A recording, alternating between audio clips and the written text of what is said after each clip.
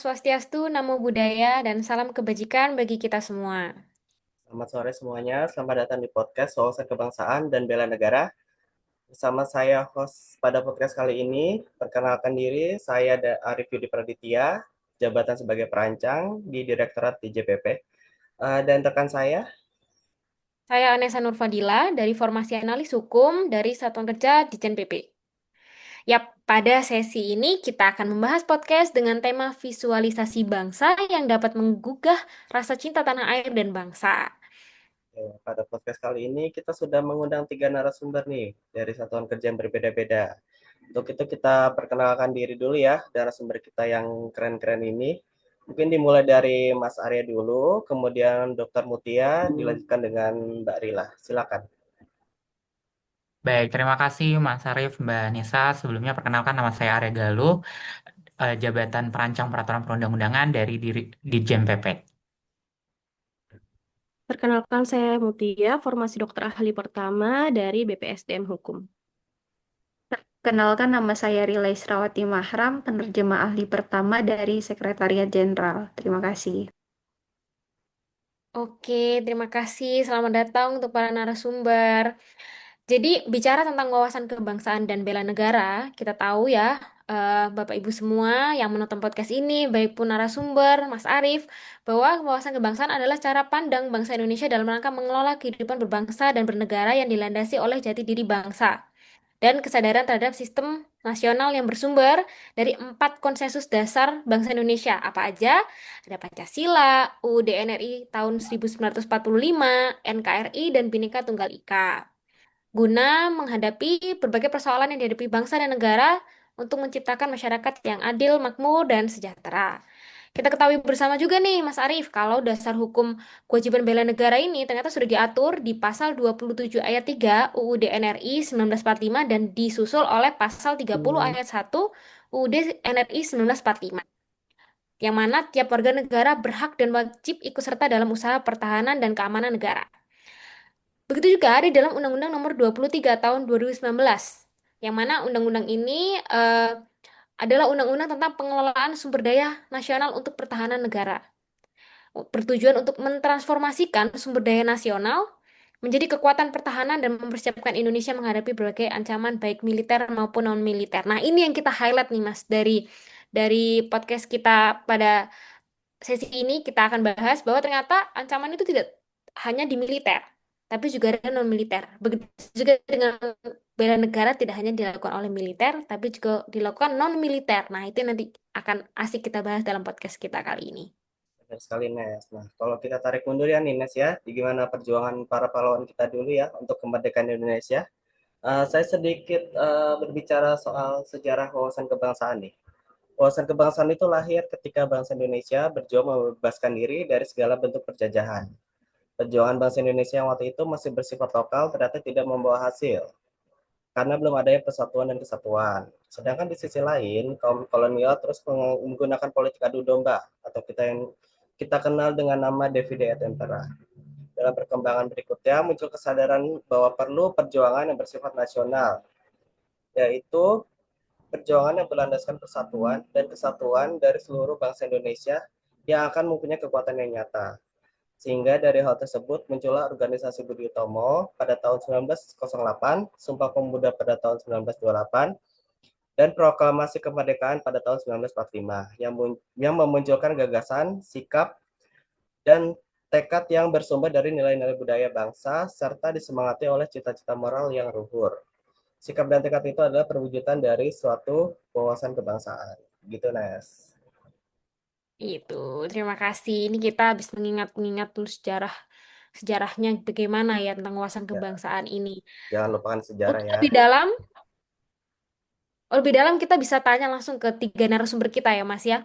Tentang apa sih Oke. wawasan kebangsaan itu dan di era sekarang apakah masih relevan bela negara ini untuk kehidupan teman-teman, baik profesi maupun kehidupan sehari-hari. Gitu ya Mas ya. Boleh kita lanjut?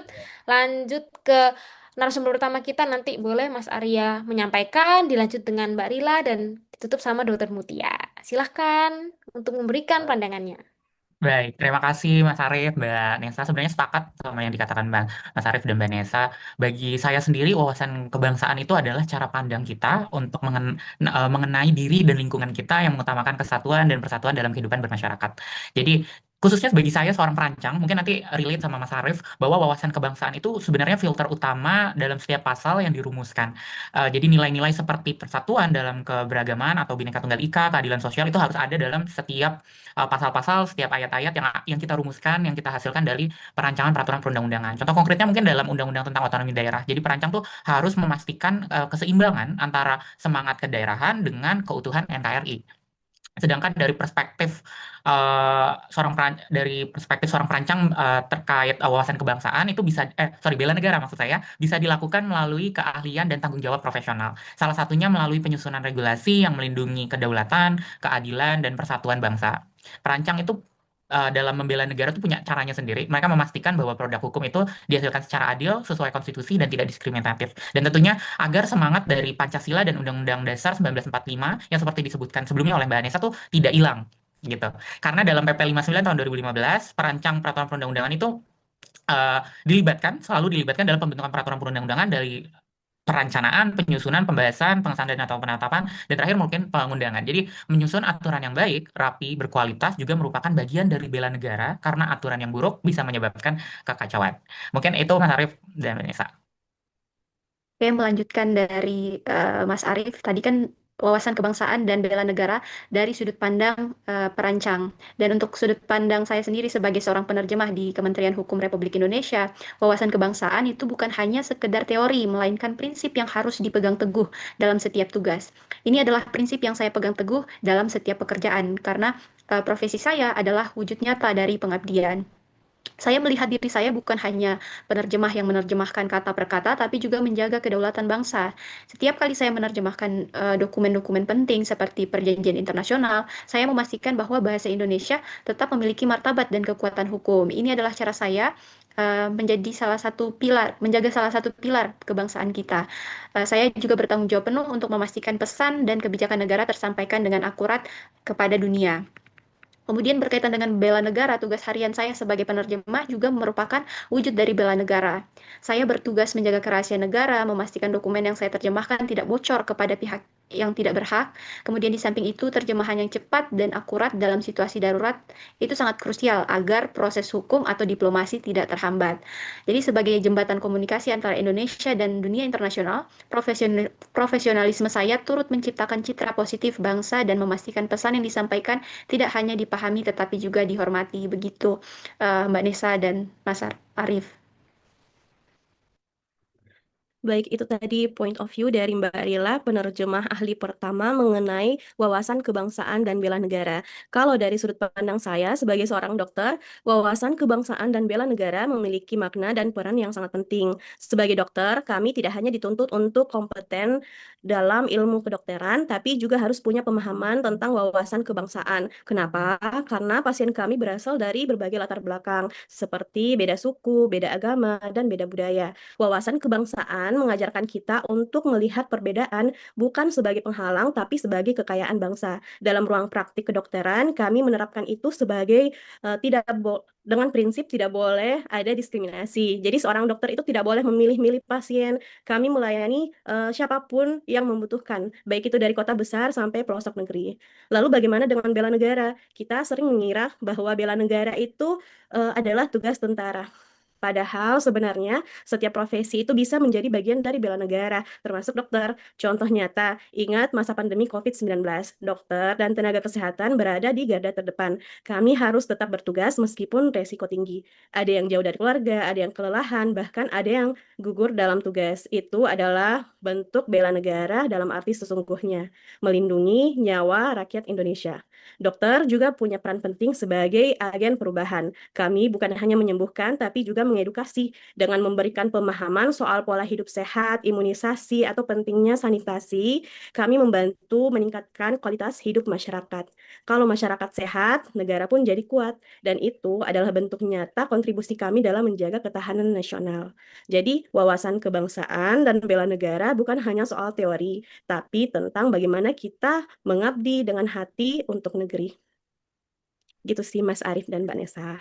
Terima Oke, kasih, terima Dokter kasih. Mutia. Jadi gitu ya Nes ya, pendapat dari para narasumber kita, dari Mas Arya Mm, yang sebagai perancang, yang mana wawasan kebangsaan itu jadi filter utama ya setiap pasal yang dirumuskan di peraturan perundang-undangan, dan juga dalam bela negara itu sebagai perancang harus menyusun aturan yang baik, rapi, dan berkualitas. betul. Begitu Iya, juga bela negara dalam sudut bela negara wawasan kebangsaan dari sudut pandang penerjemah bahwa ternyata Mas menjaga kerahasiaan negara itu adalah satu bentuk bela negara dan ya, bagaimana menerjemahkan dokumen dengan baik itu adalah salah satu bentuk menjaga harkat dan martabat bahasa Indonesia sendiri dalam bentuk wawasan kebangsaan gitu ya tadi kalau disebutkan sama Mbak Rila. Begitu juga yang menutup apa yang disampaikan narasumber kita tadi bahwa Dokter Mutia bilang kalau misalnya dokter menjadi garda terdepan, tenaga kesehatan menjadi garda terdepan. Benar, karena ya. memang menjaga kesehatan jasmani dan rohani yang dibantu oleh tenaga medis adalah salah satu bentuk wawasan kebangsaan dan bela negara gitu ya. Luar biasa narasumber kita ini. Nes, Masuk ke pertanyaan kedua, Mas. ya setelah mendengar apa tanggapan dari para narasumber, kita lanjut pertanyaan kedua Nes. Apa itu Nes? Iya. Kita pengen tahu nih, kalau tadi sudah disebutkan pandangan dari para narasumber, gimana nih harapan untuk dari para narasumber terkait keberlangsungan bahasa Indonesia dari poin-poin wawasan kebangsaan dan bela negara ini. Boleh nanti disampaikan dulu dari eh, Mbak Rila, kemudian Dokter Mutia, dan ditutup sama Mas Arya. Silahkan. Terima kasih Mbak Nesa. Jadi harapan saya semoga masyarakat Indonesia bisa menjadi garda terdepan dalam menghadapi tantangan zaman, menjadikan kreativitas mereka sebagai kekuatan untuk memajukan bangsa dan terus merawat semangat persatuan yang telah diperjuangkan oleh para pendahulu. Saya kira begitu Mbak Nesa, Mas Arief. Baik, kalau saya sih berharap wawasan kebangsaan dan semangat bela negara tetap harus menjadi fondasi utama dalam menjalankan profesi apapun, karena bela negara ini bukan hanya tentang senjata atau seragam militer, tapi juga tentang dedikasi, integritas, dan pengabdian kita terhadap rakyat Indonesia. Begitu, terima kasih Mbak Nisa. Baik, mungkin kalau dari saya, dari sisi perancang mungkin akan relate juga sama Mas Arief. Dalam setiap pembentukan peraturan perundang-undangan, khususnya masyarakat dapat aktif juga ikut bersama kami untuk bela negara dan menerapkan isu-isu wawasan kebangsaan, karena pada dasarnya pembentukan peraturan perundang-undangan itu masyarakat dapat ikut serta dalam pembentukan peraturan perundang-undangan, karena dijamin